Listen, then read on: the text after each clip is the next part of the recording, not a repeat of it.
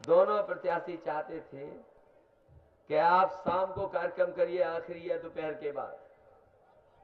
मैंने कहा दोनों साथी हमारे अच्छे और मुरादाबाद की जनता अच्छी है, ये दोबारा चुनाव जिता करके भेज देगी, इसलिए क्योंकि आखिरी दिन है, आज आखिरी दिन है प्रचार का और 15 तारीख को आपको मतदान करना है।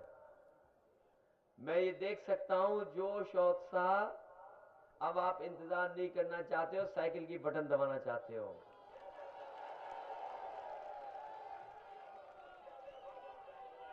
जो माहौल बना है पहले चरण का माहौल का आपको पता है, यही माहौल और यही रफ्तार से अब साइकिल आगे बढ़े। जहां हमारे दोनों विधायक का चुनाव है, वही मैं निवेदन कर रहा हूं आपसे कि पूरे के पूरे मुरादाबाद के हमारे जितने समाजवादी साथी हैं उनकी मदद करना, उन्हें जिताना, जिससे आने वाले समय में हम एक बार फिर समाजवादी सरकार बनाने में कामयाब हो जाएं। हालांकि लोगों को भरोसा है समाजवादियों के काम पर, समाजवादियों ने लगातार काम किया है और मैं ये कह सकता हूं कि समाजवादी सरकार ने पहली बार शहरों और गांवों का संतुलन बना करके विकास करने का काम किया है। आज हमसे कोई ये कहना चाहे कि शहर और गांव दोनों के बीच में विकास पहुंचाने का काम किया है। अगर बिजली का इंतजाम बेहतर करने का फैसला लिया तो बिजली का इंतजाम बेहतर करके दिखाया है और हम आपको भरोसा दिलाते हैं कि शहरों में 22-24 घंटे के साथ साथ आने वाले समय में गांव में भी हम 24 घंटे बिजली उपलब्ध कराने का काम करेंगे। ये जो आपकी एम्बुलेंस चल रही है 102, 108, कम से कम लोगों को भरोसा है कि अगर कोई तकलीफ में है, परेशानी में है और गरीब है, अगर उसको जरूरत है कि उसे एम्बुलेंस मिलनी चाहिए, वो फोन मिलाता है, उसे एम्बुलेंस की मदद पहुंच जाती है। आने वाले समय में ये जिला अस्पताल और आपके सीएससी वाले कैसे बेहतर हो, उस दिशा में समाजवादी लोग काम करेंगे, जिससे गरीबों को सस्ता और मुफ्त इलाज पूरा का पूरा सरकारी अस्पतालों में मिल जाए। पुलिस के लिए भी शुरू कर दी 100 नंबर। जो शिकायत थी कि फोन उठता है, नहीं उठाता है, आप फोन मिलाइए, फोन उठेगा, तकलीफ सुनी जाएगी और 100 नंबर को कैसे बेहतर और किया जाए, उस दिशा में लगातार समाजवादी पार्टी काम करेगी, जिससे कि कम से कम कानून व्यवस्था के सवाल पर कोई उंगली ना उठा सके। अब तो हम ये भी कह सकते हैं, क्योंकि नाना इलाके देख के आए, आने वाले समय में हम जानवरों के लिए भी एम्बुलेंस चला रहे हैं, गाय और भैंस के लिए, कि अगर जरूरत पड़ गई फोन मिला देना, डॉक्टर और दवाई के साथ आएंगे, आपकी गाय भैंस का भी इलाज करके जाएंगे। कौन सुविधा देता है? लैपटॉप भी बांट के दिखा दिया। मैं समझता हूं कोई मोहल्ला नहीं बचा होगा जहां समाजवादियों का लैपटॉप न पहुंच गया हो। और आने वाले समय में सरकार से कैसा सीधे जोड़े लोगों को, उसके लिए हम स्मार्टफोन भी देने जा रहे हैं, आपकी जानकारी में होगा। इसलिए साथियों, समाजवादी पार्टी के काम पे तो भरोसा है, काम पे लोगों को भरोसा है, यही काम हम आगे बढ़ाना चाहते हैं। आपका सहयोग, आपकी मदद मिल जाएगी तो आने वाले समय में उत्तर प्रदेश खुशहाली और तरक्की के रास्ते पे ले जाने का काम हम समाजवादी लोग करेंगे। हम तो पूछना चाहते हैं, जिस पार्टी के नेता टीवी पर मन की बात, रेडियो पे मन की बात और अभी तक लगातार कई वर्षों से केवल मन की बात हो रही है, बताओ मुरादाबाद के लोगों, भारतीय जनता पार्टी ने कौन सा बड़ा काम आपके बीच में किया है? अगर एक उपलब्धि लाके बता दें जिससे सीधा सीधा जनता को लाभ पहुंच रहा। लेकिन रेडियो पे मन की बात, टीवी पे मन की बात और न जाने कितने वर्षों से मन की बात हम और आप सुन रहे हैं। हम तो पूछ रहे हैं ये मन की बात करने वाले लोगों से कि अब जमीन पे काम कब होगा, हम उसका इंतजार कर रहे हैं। और 2.5 साल में 3 साल में अगर कोई काम नहीं हुआ है तो हम उनसे कोई उम्मीद भी नहीं करते हैं। और काम तो दूर, हमें और आपको सबको लाइन में लगा दिया, सबको लाइन में लगना पड़ गया। जो 500,000 रुपया था सब जमा करा लिया, कहा ये काला धन और भ्रष्टाचार वाला पैसा है। मैं तो पूछना चाहता हूं, अब तो किसी के पास पैसा नहीं बचा होगा, किसी के पास पैसा नहीं होगा। 500,000 पुराना वाला सब जमा हो गया। हम तो अब पूछना चाहते हैं कि आखिरकार ये जमा पैसा, इसमें काला धन कितना है। लेकिन अब कोई बता नहीं रहा काला धन कितना है। लेकिन लाइन में लोग मर गए।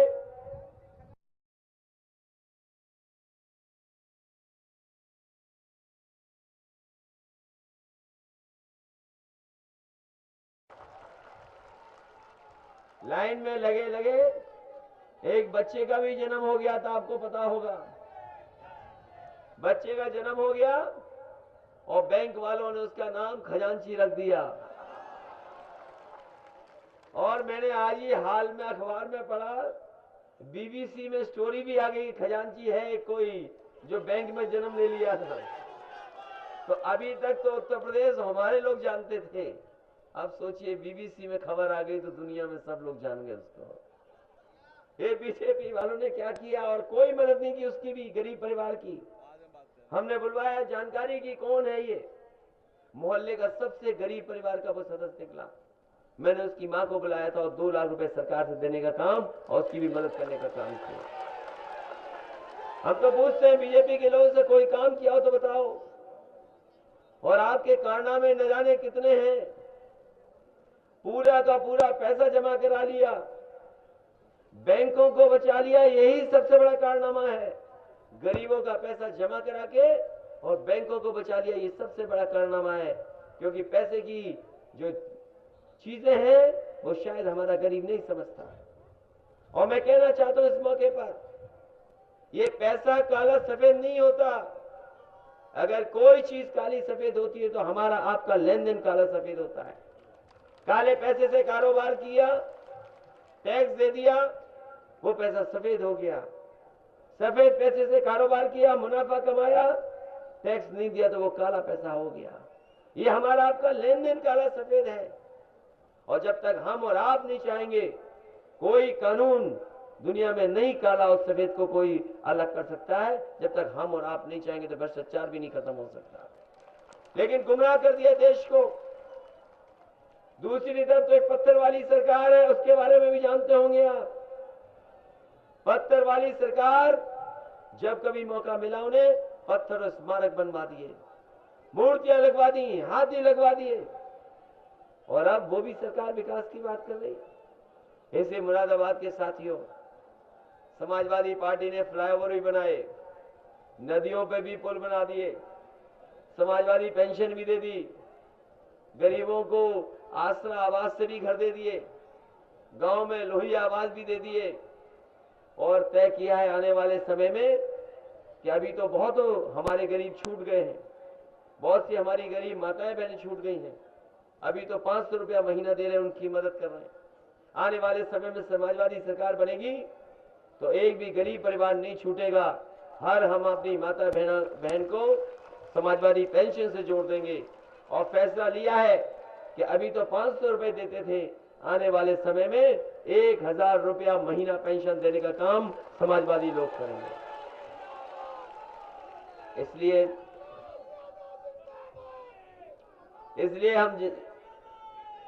इसलिए हम जानना चाहते हैं आप सबसे, आपको भरोसा काम पे तो है ही, हमारी सरकार बनाना चाहते हो कि नहीं बनाना चाहते, आप लोग बताओ।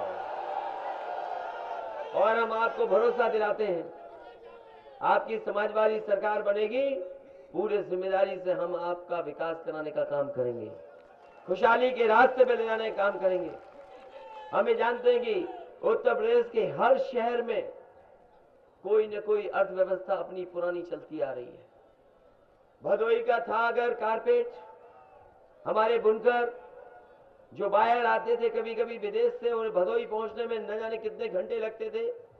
हमारी सरकार बनी, हमने बाबतपुर एयरपोर्ट से लेकर के भदोई बुनकरों को कारपेट अच्छा बिक जाए, चला जाए, बायर समय पे पहुंच जाए, हमने 4 लेन सड़क बना दी। वहीं बायर्स को कई बार यह असुविधा होती थी कि चीज कैसे देखें उनकी। कारपेट भर करके दिल्ली, नोएडा और न जाने कहां कहां जो एग्जीबिशन लगती थी वहां ले जाना पड़ता था।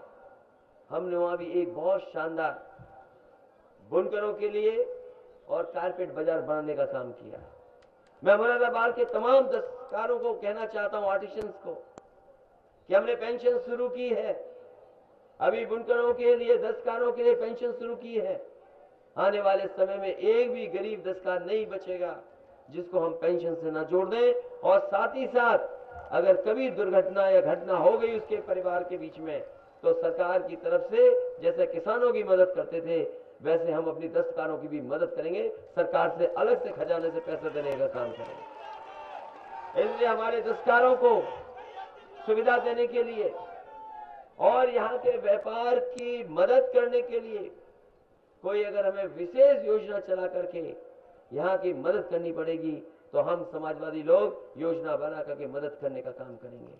साथ ही साथ मैंने पहले भी कहा था, और हमसे प्रेस के लोगों ने जब पूछा कि इलेक्ट्रॉनिक वेस्ट आने लगा है मुरादाबाद में और अपने आप वो कारोबार होने लगा है थोड़ा बहुत, हम आपको भरोसा दिलाते हैं कि जो भी उस कारोबार से जुड़े हुए लोग हैं, अलग से हम पॉलिसी बना करके जिससे कि उनको भी सुविधा दे दें और कानूनी मदद दे करके जिससे कहीं भी उनका उत्पीड़न ना हो सके, उसके लिए भी हम योजना बना करके उन इलेक्ट्रॉनिक वेस्ट के लोगों की मदद करने का काम करेंगे।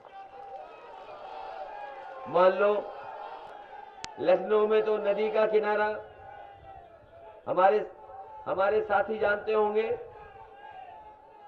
लखनऊ के शहर से 20 से गोमती निकलती थी और हर बार जिसकी सरकार बनती थी वो कहता था कि गोमती को हम सुंदर बनाएंगे, अच्छा बनाएंगे। पिछली बार बीजेपी ने भी कह दिया कि गोमती को भी सुंदर बनाएंगे और गंगा नदी को भी साफ करके दिखाएंगे।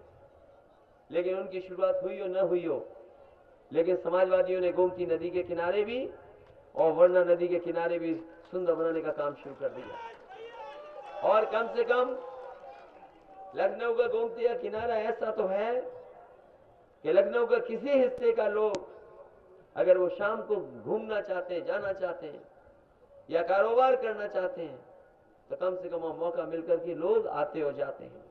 मैंने एक बार जानकारी की आखिरकार यह चीजें और कारोबार किसकी सबसे ज्यादा हो रही हैं।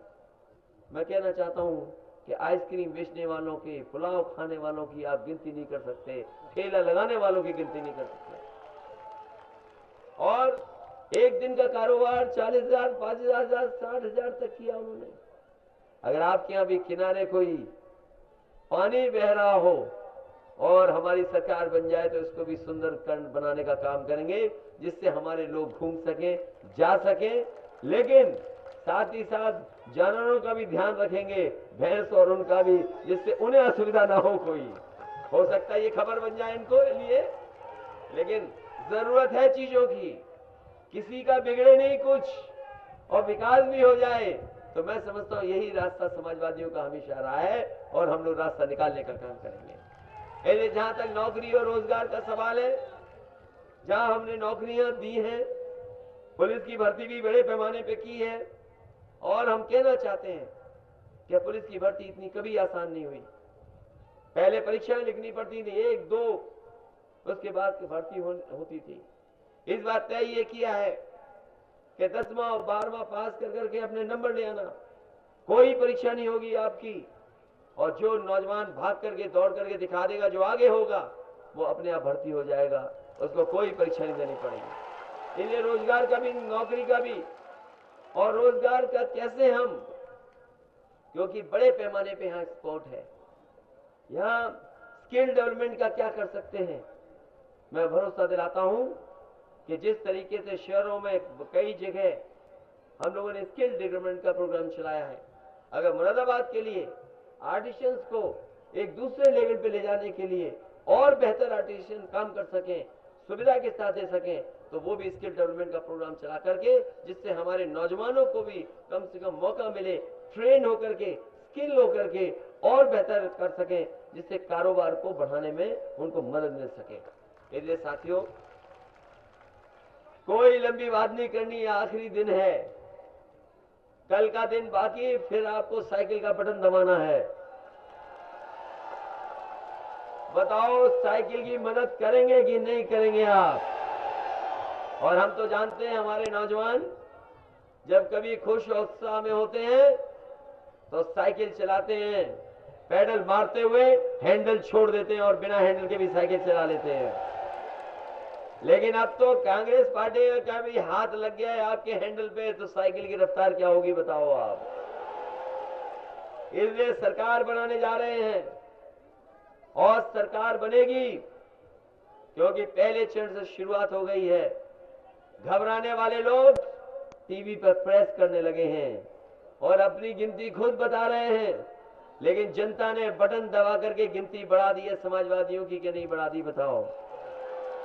इसलिए पहले चरण के लोगों ने तो हमारी मदद की है, ये दूसरे चरण का भी चुनाव है, इसमें भी हमारी मदद कर देना।